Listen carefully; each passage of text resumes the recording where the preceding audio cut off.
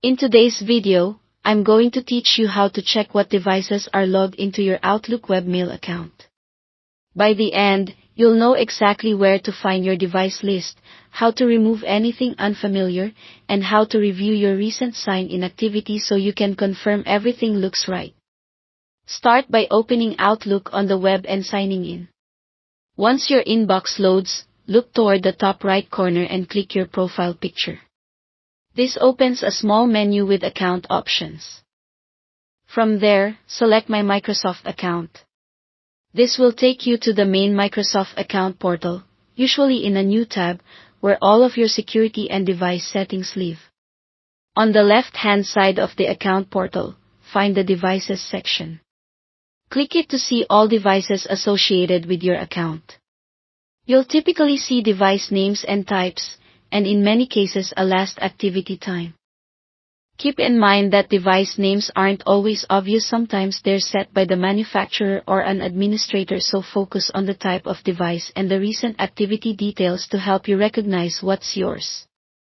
If you use multiple browsers or apps, you may also see entries that reflect those different access methods. If you spot anything you don't recognize, you can remove it right from this page. Select Show Details or look for more actions next to that device, and choose the option to remove it. This revokes that device's access to your account, which means it will be signed out and won't be able to retrieve mail or sync again unless someone signs in anew. You may be asked to confirm, and once you do, the change takes effect shortly. Give the page a moment to refresh if needed. Next, if you want to review sign-in history, go back to the left side panel and click Security. Then select View My Sign-in Activity. This page summarizes your recent logins, including the time, approximate location, and how the account was accessed, such as through a browser or an app. Location is based on network information, so it can be approximate and may occasionally reflect a nearby city or your internet provider's routing. Use these details to confirm the activity looks like yours.